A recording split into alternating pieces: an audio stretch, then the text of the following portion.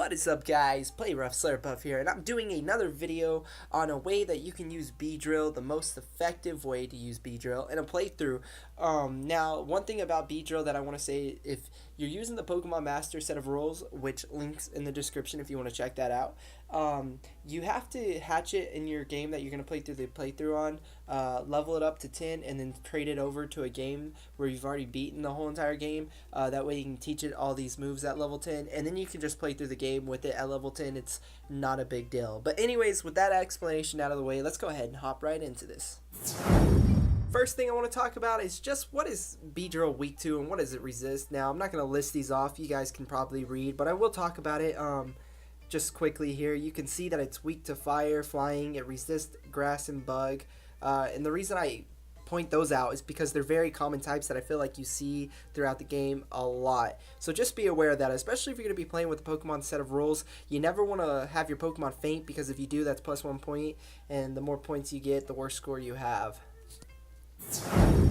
Alright, next thing I want to talk about is Beedrill's abilities. We have Swarm, which is going to mean anytime you get 1/3 HP less on Beedrill, your bug-type moves are going to get a 50% increase in power. Sniper, which is one of my favorite abilities. Anytime you get a critical hit, the critical hit's power is boosted by 50%, which is just insane, because when you get a critical hit, power is like doubled or something. So could you imagine getting that power doubled and then doubled again by Sniper? That's just ridiculous, guys. Now we have an HP stat of 65, an attack stat of 90, and a special attack stat of 45. So obviously you see here that we're going to be mainly focusing on making Beedrill a physical type Pokemon. We have a base special defense of 80, which isn't a bad thing. You know, I know Beedrill gets access to some cool things like Toxic and Toxic Spike, so maybe there's something we can do there. And then we have a speed of 75, making Beedrill somewhat fast. Not a very fast Pokemon, but it'll get the job done in my opinion. Alright, so the first set that I have is a physical sweeping set. It's going to be an adamant nature Beedrill holding the item expert belt to boost the power of super effective moves by 20%. If you don't know what that means, basically water gun is super effective against fire. So if you had an expert belt on a Squirtle and it used water gun against a Charmander, that water gun would get a 20% increase in power. That is what expert belt does. Swarm, I already explained what that does. If Beedrill has 1/3 HP or less, it gets an increase in power on its bug type moves by 50%, which is cool because we're running X Scissor with 80 base power, 100% accurate, good amount of PP.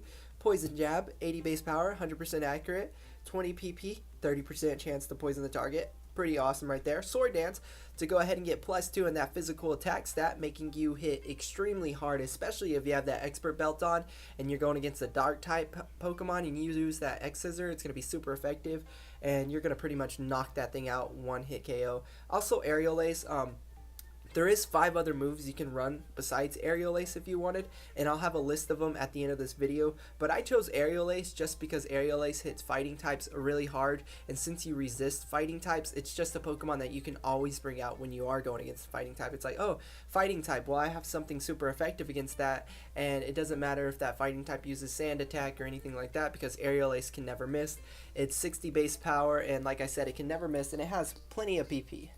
And one more thing, also, this is an adamant set, so if you plan on using this Beedrill, make sure to give it the nature adamant.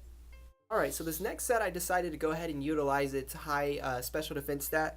Basically, when its second highest status, its special defense stat over its speed, I feel like that's something you kind of want to try to utilize. And when I was going through its moves and what it could learn, there was really nothing to boost the power of special defense or lower the opponent's special attack stat.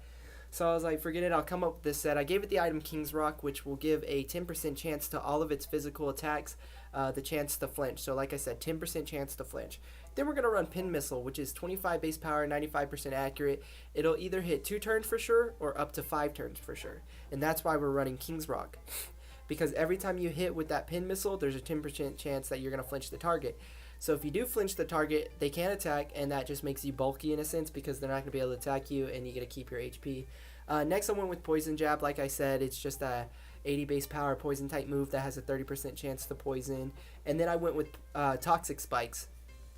Since we are running special defensive on this, I figured we could lay down spikes if we're going against an Elite Four member and poison every single one of their Pokemon that comes in and just kind of take hits and then switch out using U-Turn. U-Turn is a bug type move with 70 base power, and it lets you switch out. So basically, if you were to try to switch out a Pokemon, it would waste a turn, especially if you're playing on the fixed battle sets.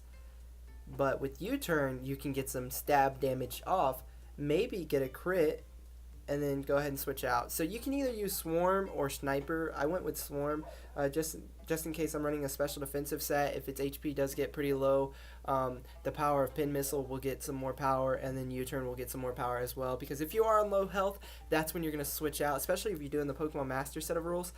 If you're on low HP, you're like, oh, I got to switch out. Well, you can just easily go U-turn and switch out using that and come into your next Pokemon. Anyways, sorry about the long explanation on that set. This next set is going to be a Jolly set, trying to maximize its speed so we can outspeed a lot of Pokemon. It only has a base 75 speed, which isn't that great. You saw some of the starters, even Blastoise, I think had a base 78 in speed.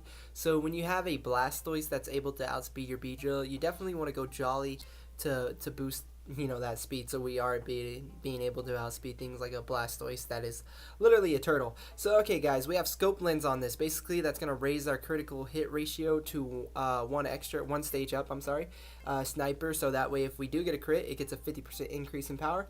Then Twin Needle, 20 base power guys, 100% accurate. It's going to hit twice in a row, and it has a 20% chance to poison. I thought that was really neat, because you could always go Focus Energy, and then your next couple of moves are definitely going to be crits because of Focus Energy, Scope Lens. So even though Twin Needle is only 20 base power, imagine it being a crit, and then imagine it getting a 50% increase in power and then hitting twice. That is going to be doing a lot of damage, especially if it has 20% chance each time to poison the target. And we also have Poison Jab, which I've explained twice now, so we're just going to go ahead and scheme over that. Focus Energy, like I said, for the next couple of turns, your critical hit ratio will be raised 2 stages. Add on that with Scope Lens, and you're definitely going to get a crit. I've really never seen this combo not work. I don't even know if it can not work. Next we have Fell Stinger, which is a bug type move, guys. It doesn't have a lot of power. It's 40 base power. It's a physical bug type move.